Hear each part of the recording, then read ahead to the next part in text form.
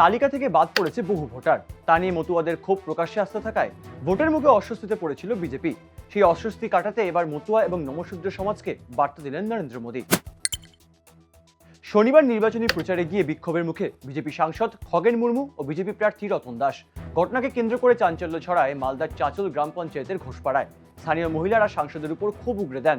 তাদের সরাসরি প্রশ্ন, ৫ বছর কোথায় ছিলেন? সোনারপুর দক্ষিণ বিধানসভা কেন্দ্রের তৃণমূল প্রার্থী লাভলি মৈত্র শনিবার ভোট প্রচারে তিনি বেছে নিলেন রাজ্য সরকারের সবুজ সাথী প্রকল্পের সাইকেলে চেপেই প্রচার সারলেন লাভলি মৈত্র। অভিনব কায়দায় ভোটের প্রচারে বেশ নজর কেড়েছে প্রত্যেকের মন, এমনটাই বলছেন এলাকাবাসীদের একাংশ। স্কুলের ছাদে বোমা বিস্ফোরণ, কেঁপে উঠল গোটা এলাকা। চাঞ্চল্যকর ঘটনাটি নদিয়ার কল্যাণী থানার ঘোড়াগাছা মাধ্যমিক শিক্ষা কেন্দ্রের। খবর পেয়ে ঘটনাস্থলে পৌঁছায় পুলিশ, কেন্দ্রীয় বাহিনী ও কমিশনের আধিকারিকরা। উদ্ধার হয়েছে আরও একটি কৌটো বোমা। তদন্তে নেমেছে কল্যাণী থানার পুলিশ।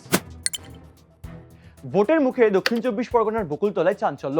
গোপন সূত্রে খবর পেয়ে তল্লাশি চালিয়ে ৫টি তাজা বোমা ও বোমা তৈরির সরঞ্জাম উদ্ধার করল পুলিশ। ঘটনার পর থেকে পলাতক অভিযুক্ত পিন্টু হালদার। তার বাড়িতে তল্লাশি চালিয়েই উদ্ধার হয় বোমাগুলি।